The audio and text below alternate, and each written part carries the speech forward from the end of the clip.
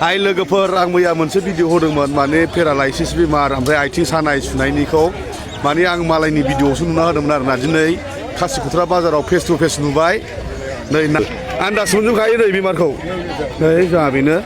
खासिखुथ्रा बाजाराव दा दं आरोना मा जानायमोन पेरालाइसिस ना मा जर मोना ना गान केन्सार हा आदसा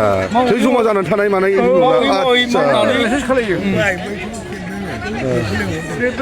खेबबायना नै खेबबाय दिनै लोगो मोनबाय आरोना माने आं मैया मालायनि मबाइलावसो नुदोंमोन आदै मिथिया दिनै फेस टु फेस नुबाय ओमफ्राय मबाइल नाम्बारफोरखौ दङ देलाय खिन्थु बुंनालाय बे जाहैबाय कर'ना बिजिनिफ्राय रिक्सन जानायसो कर'नानिफ्राय औ दुनियाखौ खालायजोब्बाय अल आसाम बर' जाथिया बांसिन बरा मोननाय मानायफोरा जेनेबा ना थैसोब खालायबाय थैसोब थैजाग्रा बेमार बियो ओमफ्राय दा नों अबे बाजाराव गिदिङो सोब जायगायावनो आं दुबाइसो थाङो बेखौ सोंसै आदसा आदसा जोबथारनायाव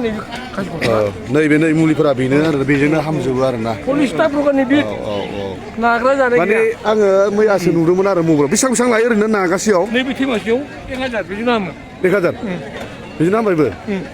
आदसा भिडिअ खालाय सोरबा सानै दङ फै औ सानै दंबा फैनो सोरबा थांबायना खेबफैनो न'आव नों मबाइला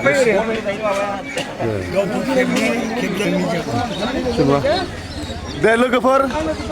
सोरबाफोर माबायोबा कन्टेक्ट खालामदो नङा होमबा आं नाम्बारखौ डिसक्रिपसनाव होना होनोसै स्क्रिनाव होना होगोन होमबा र' फबाय नै मिन्थिजोबखायो आरोना सादोंना हा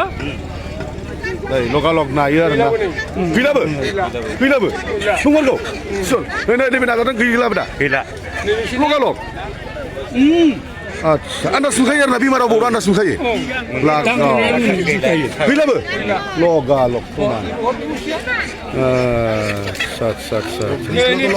लगालग फलाय गाथि जर देलाय मबाइल नाम्बारखौ खनसे बुंना होलाय मबाइल नाम्बारा खिलाय दे मबाइल नाम्बारा खिलाय रोंथ'वालै आङो रोङा बाहाय बानामोन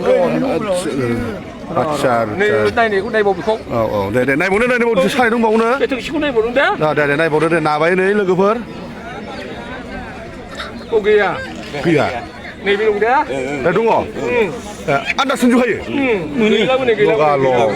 गैलाबो बरिया लोगोफोर दे लोगोफोर खासिखुथ्रा बाजाराव दं दा सोरबाफोर फैयोबा फैदो आरो गुरबासा बाजाराव थाङो गुरबासा बाजार बैयाव बुधबार बाजार जायो जोंहा फैनाया नागासिनो दङ नै फैनाया नाजानोसै जोंना नैबे माबानि मोनबायबो नै बेमारखौ मोनबाय नंगौ नंमारगौ ना लगालग गैलाबो नै लगालग दे लोगोफोर कन्टेक्ट खालामनो आरोना आं मबाइल नाम्बारखौ होना होनोसै सोरबा नांगौ जायोबा जोबोद मोजां आरोना सानाय सुनाय गान्थि जरा पेरालाइसिस जानानै थाबायनो हायै बेफोरबायदिफोरा दे दोनबाय